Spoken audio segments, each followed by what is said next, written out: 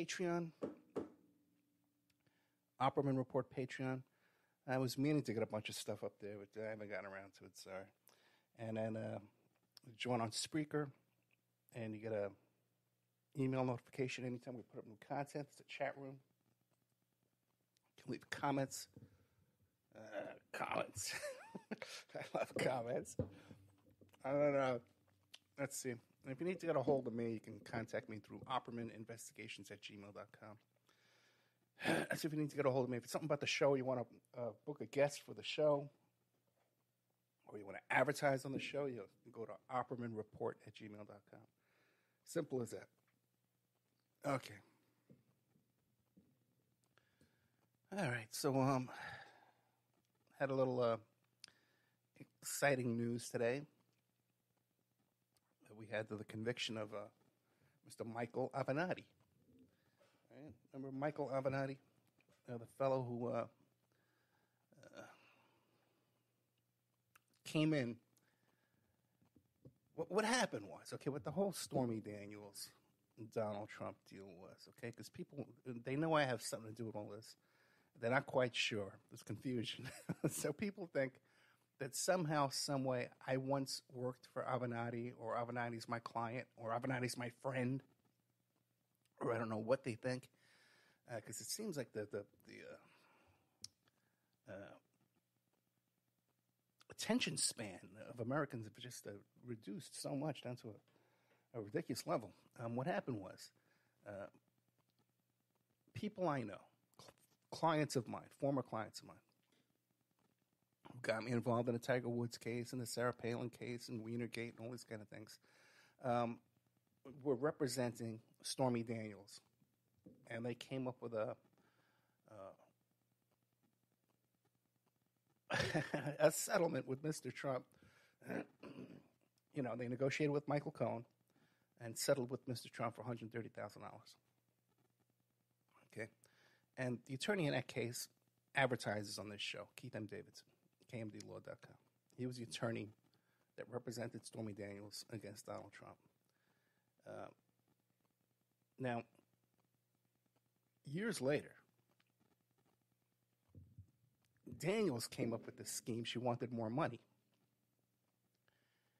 And they couldn't find an attorney to go back and violate their NDA and try and ask for more money because obviously it was a losing game. Okay, it was clearly a losing operation. But they found this character Avenatti, and he talked me into it. Said, "Oh yeah, don't worry, we're going to go there."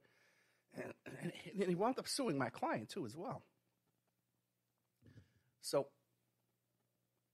I guess it's in public information. It's out there publicly. It's in books and in articles and newspapers and stuff like that.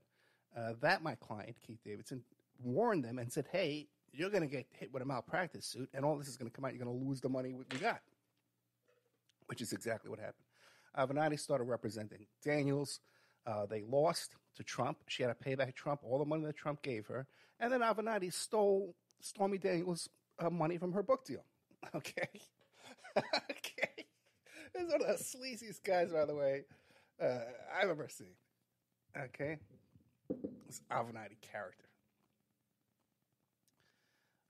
So now, but people need to understand, this in no way affects the allegations that Ms. Daniels made against Trump having an extramarital affair with a porn star. That's not in question at all. And I don't even think that Trump denies it. We have Trump's attorney saying it. The guy who cut the deal, Cohen, he's saying it. Anyway, I don't want to get too off on that whole thing there, but people are just so damn confused. And they get a little bit of information, and they think they know what they're talking about. And it's a big mess. Okay, speaking of... It's hot in here, man. So coming up after this show tonight, I did an interview with the daughter of Mae Brussel. Now, Mae Brussel was the queen of conspiracy, as Paul Krasner called her. As a matter of fact, John Lennon paid for the Paul Krasner to publish Mae Brussel's work. Growing up in the 70s, I couldn't listen to her live because she was on the air live in California. She wasn't live nationwide. It was a small station, by the way, too, and her voice just reached around the world.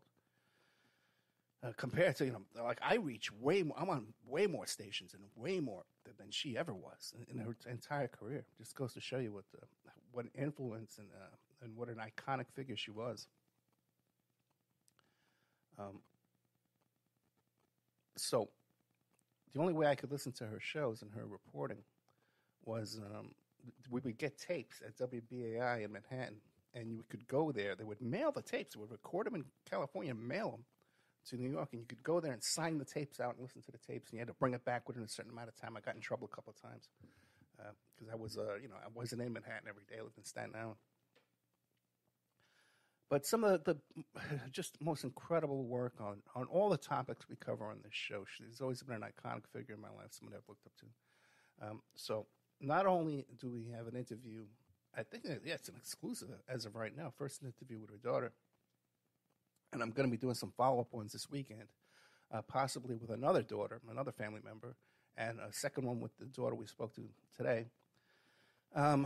So some things and also too, they're providing me with the archives, the Mae Brussel archives, and I'm going to be playing them on the Opperman Report podcast platform.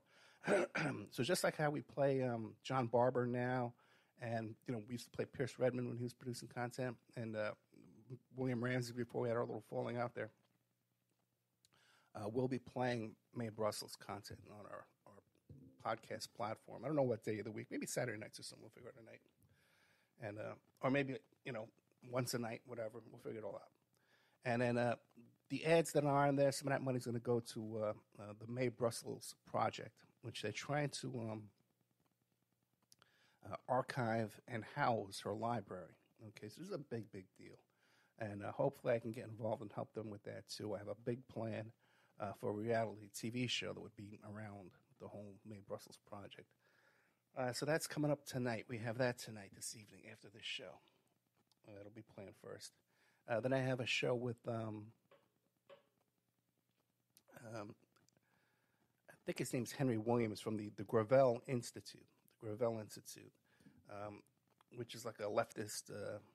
They have Richard Wolff on their show, and on their YouTube channel, and they get hundreds of thousands of hits on these YouTube videos. I don't know how they pull it off. I don't know how some people are able to get all these giant hits, and some people have been out here for 10 years can't do it. But I don't know. What do I know, right? Oh, sorry, a little distracted here. I've been watching these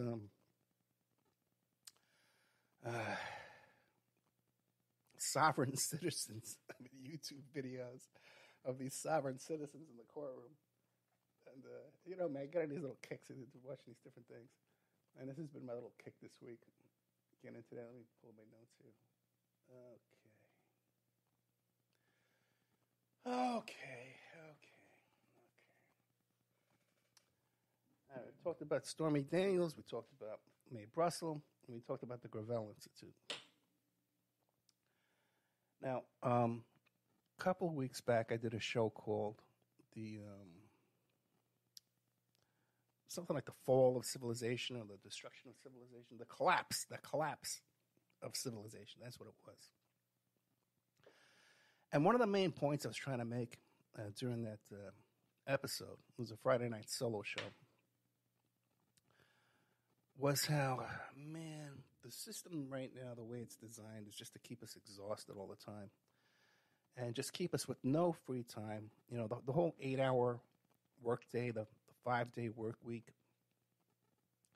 has all been designed scientifically, through studies and research and, white papers and all that kind of stuff, to keep us so exhausted and so miserable that as soon as you have some free time, you waste all your money, just blow your money on quick satisfaction, partying, drugs, alcohol, and just spend your check as quick as possible. Get back to that rat race and work like a slave all week. And I was talking about how things have become, like I was talking about how returning a remote control to Best Buy was like the, I tried to make it, bring back the whole TV just for remote control. This is crazy. You're out of your mind. And and also too, the thing about being kept on hold when you have to call the cable company or your Verizon phone, you're on hold. Like you have to set aside a whole day for this kind of thing. Now you'd have to set aside 2 or 3 hours to get a problem resolved. You could have just done it with a 15-minute phone call back 20 years ago. As a matter of fact, with our Verizon phones, me and Victoria went out and we got a family plan. And they were supposed to send us an envelope to mail back the old phones. They never did. So, and they were supposed to do paperless billing. They never did it. We couldn't log in because it was asking for some kind of PIN code. They never gave it to us. So finally we went down there in person, and we had to go to 2 different Verizon stores to straighten this out. Took about 2.5, 3 hours, okay, just to get them, we had to punch some stuff, and still it's not fixed. Now, here we are a month later, and still we're not getting the paperless billing. The automatic payment's not going through. And it's a big mess. So even after going down there in person, spending the whole day with them, they couldn't do it. And I got another situation, too, here with Florida Blue, my medical insurance, which I haven't even used the damn thing. I've been paying all this money for at least 6 months now. And I haven't even been able to set up the first doctor's appointment, get these first appointments going, And even when I did, it's just a total waste of money. I've gotten nothing for it. But I set up automatic payments, Then I go and check that the automatic payments weren't working. Yeah, then I start getting the emails from them saying, well, thank you for your payment. Or your payment didn't go through. We ended your automatic payment because we've raised your bill. And then I get a notice saying, we've canceled your insurance, Then I get another notice saying, your insurance has just been renewed. So in the past 30 days, I've gotten about 10 conflicting emails from this freaking company. So I don't know if I have insurance now or what, but I had to cancel these doctor's appointments that coming up. So I'm pointing out this stuff that anybody could see. We all experience the same things. As a matter of fact, when I was talking to Mae Brussels' daughter, we got onto that topic there about how screwed up and crazy stuff is. What is this? Gadzooks. I tell you, we're going to be talking about this too, man. These messages got to end. I got to get an unlisted radio show. Nobody can listen. Okay, so anyway, the other day I'm scrolling along and I see this thing about how this customer service software company is buying data from the suicide hotline people. So they want to buy data from the suicide hotline people in order to create custom customer service software. That means when when you call up that telemarketing company, then you're talking to their agent, and they look on their screen how to respond back to all this kind of stuff. They're going to get that data from a suicide hotline. Now, when you look at this, there's no way this could be benign or for our best interests. Okay, to me, I think it's a clear-cut example that they're doing this now to just. How can they get us more frustrated? How can they get us now on the phone suicidal? Okay, they want you now that you can't get your cable bill paid, you can't get your cable fixed, you can't get your cable fixed. But now, before the call's over, you're going to wind up killing yourself. So it's just another example about how one of the things I talk about comes true weeks later. Let me get over here. Man. Been kind of sick all day, man. Kind of feel like throwing up. Okay. Back to the notes here.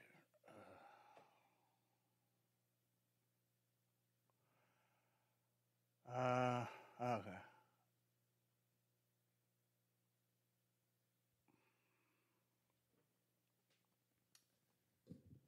So, one of the issues we're having, okay,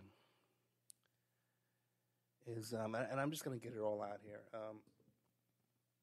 If you don't know how the show is run, okay, I do a live show like I'm doing right now on Friday nights, and then I play 2 recorded interviews 2 hours after this with 2 different guests, 2 hours, right?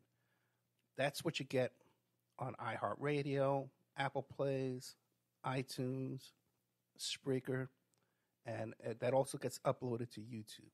Okay, so the new content comes out for people on the internet, comes out Friday night. Now, this show here I'm doing right now doesn't air on AM/FM radio. This is just exclusively for internet people, for podcast people.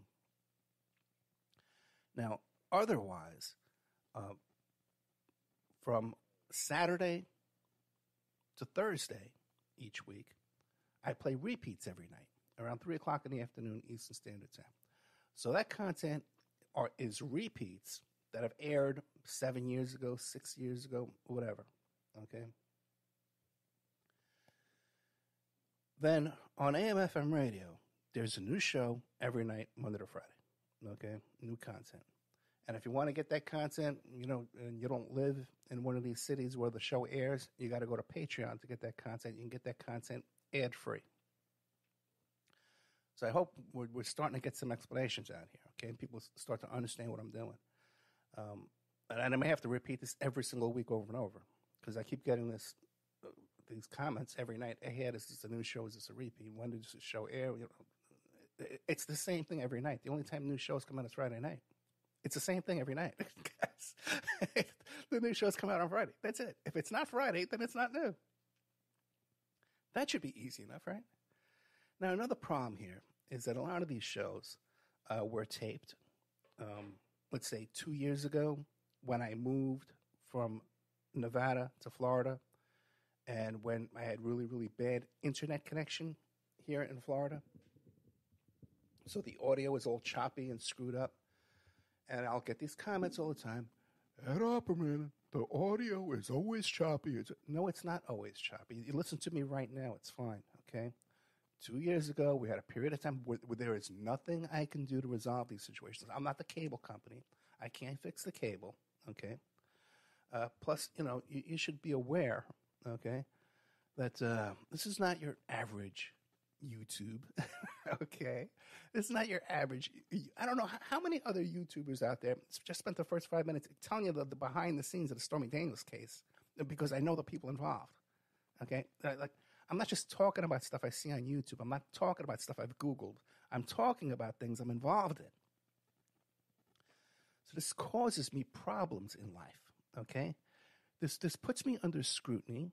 It puts me under all kinds of harassment that I don't come on here talking about every week. And it puts me under all kind of surveillance and all kinds of cyber attacks, okay? I can sit here and whine and complain every week after week after week. And tell you that, my settings, all my audio settings and all my stuff, it changes. I go to bed at night and I wake up the next day and it's all been changed overnight. Okay. All right. I guess, all right. That's because I have no tech skills, right? I guess, right? And this theory that, Ed needs to find someone to teach him how to do the audio. I've had professionals in here build this studio. This is a brand new microphone. It's a brand new computer. It's brand new software. Okay. I've had professionals come in here and build this. So this idea that I need advice from a teenager who's going to somehow overcome all this real life stuff I'm into. Now, we did a show a couple of months back, and it was called Let's Talk About Spooks, okay? And I invite you to go back and listen to that show together because I'm not going to be able to go into all the detail that I did that night, all right? But I've lived a life, okay, that's a little different than the average YouTuber's life. But before we get to that, I just want to make it clear that all these comments, they're done, okay? If I get any comments with the word audio, volume, choppy, and can't hear, and all those terms are now flagged, and they go into the hold for review section, okay? And I'm not even going to read them. I'm just going to delete them, okay? I have no more time for this kind of crap. I have no more time for complaints. I have no more time for nonsense. You're getting blocked. Just no time. I don't have the patience. I don't have the energy to repeat myself 100 times to people over and over again, to listen to the same stupid jokes, Ed's the biggest Trump hater around. Look, okay? That's an insult, okay? It's an insult to me that somehow you think I'm a liar like you are, okay? And I'm going to alter my reporting over who I like and who I don't like, okay? So you keep that crap to yourself.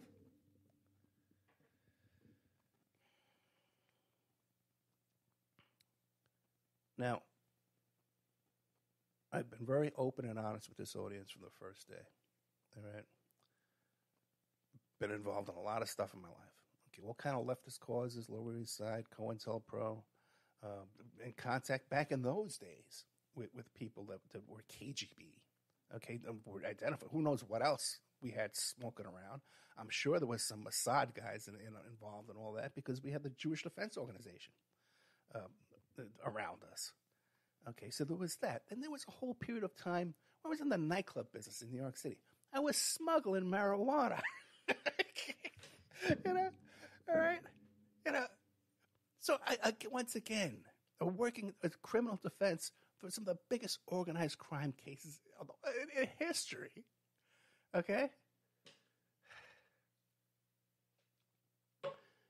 Then, you know, years later, you know, I can probably think of a million things to tell you. Okay, but then years later, things got quiet. You know, became born again Christian, went to the ministry for a while. You know, opened up the beeper business. But then later on, I get back into the action, you know, you might say, back into PI work, and worked on a case involving Sarah Palin before she was deciding to run for president. And I've told you about this, how I was infiltrated by spooks from foreign governments. My home was broken into. My dog was drugged. They got into my safe. You know, I tell you this stuff, and it's like it's in one ear and not the other. Oh, Ed, you need to go to hire a kid to tune up your YouTube, to fix your audio. He needs to learn how to be tech savvy. What, are you out of your minds?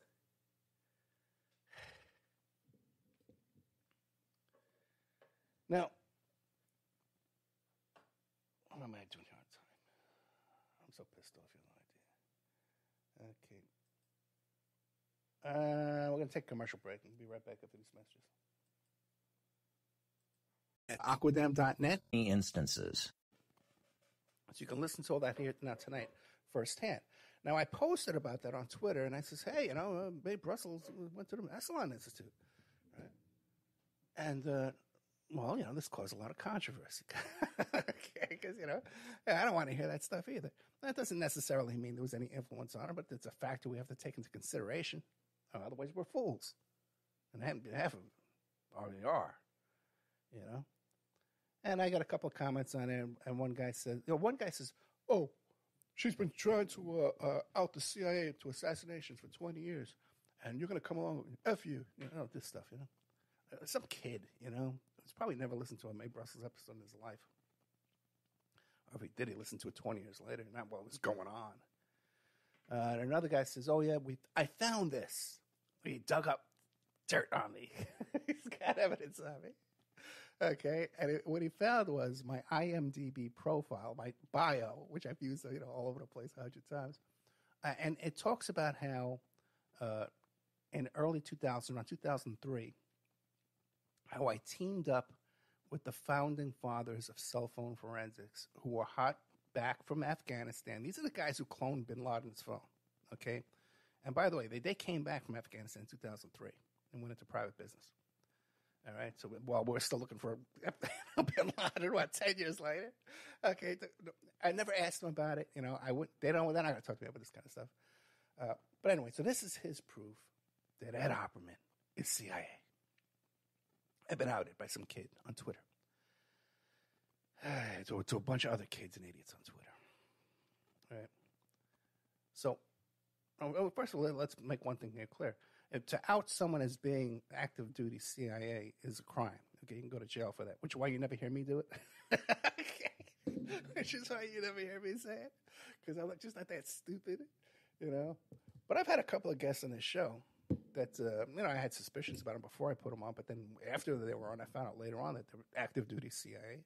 I found on the show. And they've had an agenda for what they came out to talk about. I believe that they were telling the truth. If they didn't, I could confront the facts. But I can't out them as being CIA. Although people have contacted me and says, hey, you know, so-and-so is CIA. I says, yeah, I figured. Okay, so there's that. Plus, you know, I've had people on here that are obviously CIA. They don't come right out and say it. But once again, it's a crime to out somebody as being CIA. Now, so then the question has now become, okay, well, Ed, are you CIA? I'm going to surprise you with this answer. I'm going to surprise you with this answer. Okay, because and obviously, okay, I've never been employed by the CIA. I've never been an informant, an asset, or any kind of a source of information or employment for the CIA. But those guys I was doing the cell phones with, for a period of time there. They were processing all my phones for me. Then they sold me the software. They trained me on the software. But anybody can buy the software. It's not top secret, security clearance software.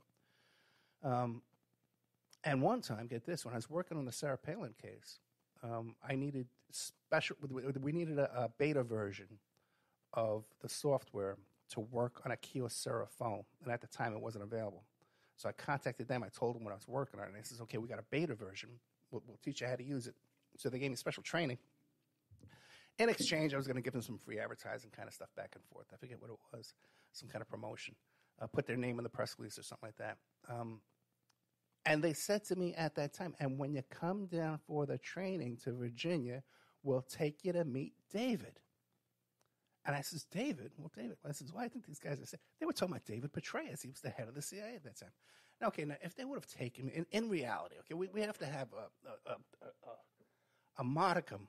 I know, some people listen to this on YouTube, and it's just anything goes. It's just that fantasy world, with sovereign citizens and all this crazy stuff, man. But I never went to, studied, the CIA recruits from certain colleges. There's a pathway to get it. You have to apply. There's a recruitment, so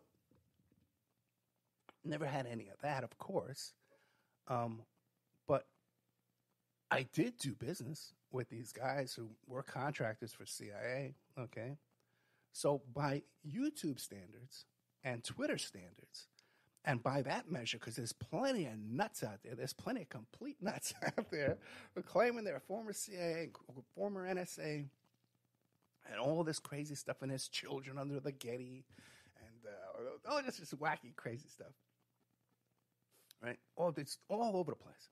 So by that measure, if you're going to say, well, my connection to these guys, by the way, too, these are all people who came, they weren't working for, I guess they were working for the same company, but I know they weren't off in Afghanistan at the period of time I was working with them, which was basically just sending them phones, and then they gave me cell phone training. And right now, we really don't do anything much together. But if I did need a guy, I would go to the guy who trained me, who's, again, worked for local PD. So anyway, but there's this kind of this allegation that because of my connection to that one company, that somehow I have some kind of CIA background. But like I said, if we're going by that measure, that YouTube, Twitter threshold and measure, yeah, I'm more than those other guys who claim that they are. I've got a lot more, and I also do too. I know at least one time I did a job for someone with the Department of Homeland Security email address. And I'm sure there's been other times too. People have used my website and placed orders on there too, that were maybe from the government or law enforcement or something like that, DA's offices. So all that, it's all there right out in the open. I've never denied any of it. It's in my bio. I thought that would be a more interesting topic. It really isn't. Really to get into. So let's think. What else?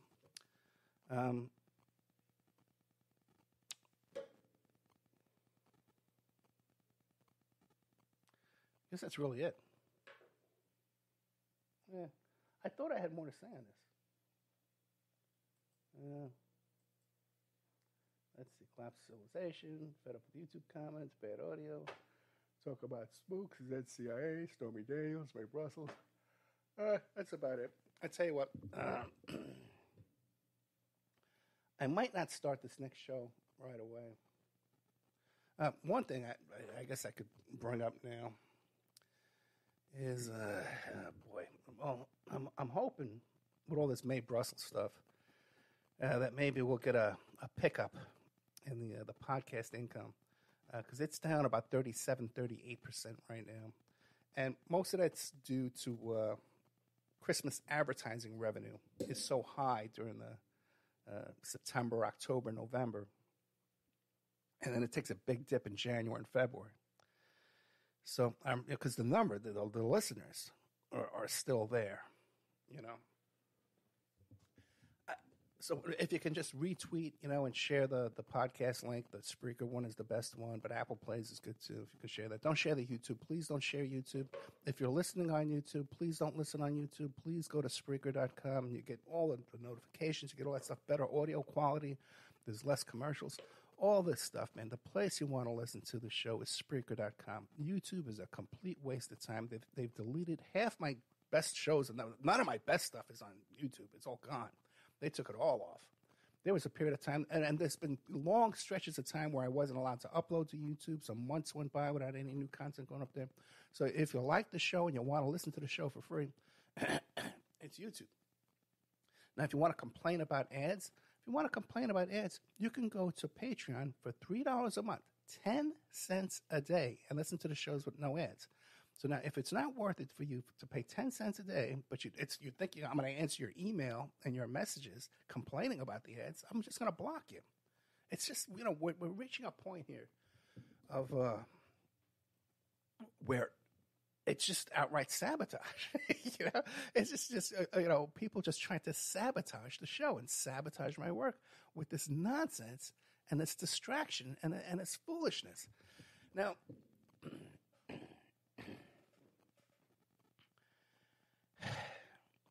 if you don't get, okay, if there's someone out there listening to this, I wish you could explain it to me. Get it into my head. I'm trying to explain to you that the topics I discuss on this show, let's take, for example, the Hunter Biden laptop, okay, and the people I exposed around that and reported on around that story, okay, Bernie Kerik, Rudy Giuliani, Bo Dietl, I forget his name. The guy who wrote the book about the Swiss bank accounts there, Keith Abloh. Okay, now I had a lot of personal involvement, a lot of personal exposure in reporting that story. You think no repercussions came back, no problems came back for me with that story? There's other things I've talked about related to that one day there's certain people going to come knock on my door and beat the crap out of me. Okay, it's coming. All right, I know it is. So we got to come up with a decision here, okay? That if I'm just going to be placed in the same category as some freaking YouTuber idiot, or some Twitterer idiot, then I'm not going to do this anymore. You know what I mean?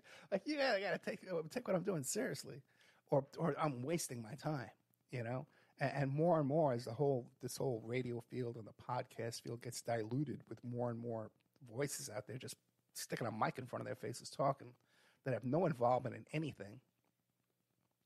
Half of these guys just listen to another podcast and talking about that, or listening to another YouTube channel and talking about that. So if we need to really understand that if that's what you think I'm doing, I ain't doing this no more. Okay, I'll go on my own, man. I don't need this. This is a huge freaking headache. I don't need. How's that for complaining? All right. So anyway, the show tonight sucked. Nothing I can do about it. Okay. Nothing I can do about it, guys. I'll see you next week. Hopefully next week won't suck as bad. Good night.